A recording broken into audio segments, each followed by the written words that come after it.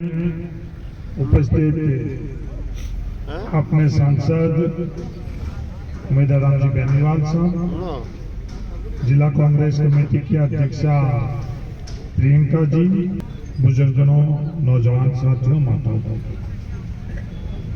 मनरेगा क्या थी वो अपने से ज्यादा इस देश में कोई नहीं जानता। नरेगा के माध्यम से अपने हर परिवार में साल में कितना पैसा आता था वो राहत अपन लोगों को दी। आंकड़े देखें तो 2009 के अंदर जब प्रति व्यक्ति औसतन आई बाड़मेर जिले की 17,803 नरेगा के बाद में वो 2014 के अंदर 1,10,000। इससे बड़ी तादाद के अंदर कहीं भी प्रति व्यक्ति औसतन आई किसी जिले के अंदर, इस देश के अंदर भी बड़ी जो नरेगा के माध्यम से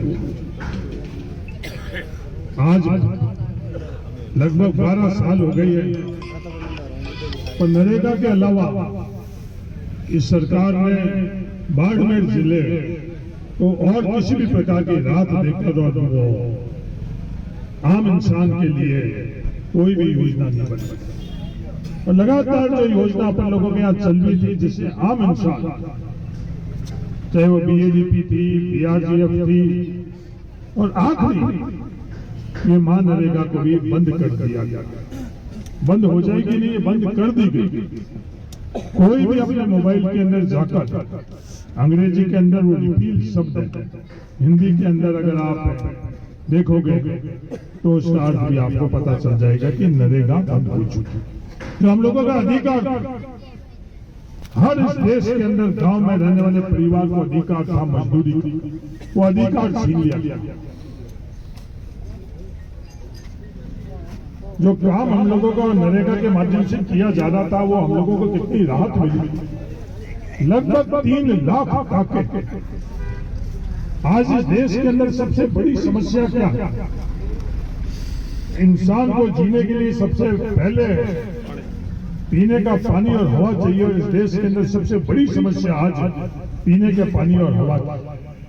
और वो एक शुद्ध पीने का पानी टाके के मार्फत से हम लोगों को मिलता था। दिल्ली में बैठने वाले लोगों को नहीं पता ये टाका होता क्या। तो टाके से हम लोगों को कितनी राहत मिली वो हम लोगों को। इन धोरों के अंदर अपन लोगों को जाने के लिए जो रेवल की सड़कें थी 75,000, अंग्रेजी के अंदर कहते हैं भाई इंफ्रास्ट्रक्चर। ये इंफ्रास्ट्रक्चर नहीं है तो क्या है? इंसान को मूलभूत आवश्यकता के लिए अगर ये इंफ्रास्ट्रक्चर नहीं है तो मोदी जी इंफ्रास्ट्रक्चर किसको कहते हो, जो अंग्रेजी का शब्द आप इस्तेमाल करते हो? गरीब के लिए, आम लोगों के राहत के लिए जो पैसा लग रहा था, आप वो पैसे की ताकत छीन कर उन बड़े लोगों को आप लोग देना चाहते हो। सिर्फ आपकी मंशा ये है। ये मैं कहने के लिए नहीं कह रहा हूं कि भारतीय जनता पार्टी के लोग कहते हैं कि 100 दिन की जगह 125 दिन, तो उन लोगों को मैं कहना चाहता था कि जब कांग्रेस की सरकार थी राजस्थान के अंदर 74 दिन बाड़मेर जिले के अंदर औसतन मजदूर के दिन हुआ करते थे। बाड़मेर जिले के अंदर भारतीय जनता पार्टी की सरकार आते ही वो 54 दिन हो गए। आप और 74 को 100 दिन, और अब आने वाले समय के अंदर उस समय खत्म हो जाएंगे। मैं जिम्मेवारी से कह रहा हूं, आरोप लगाने के लिए नहीं कह रहा हूं।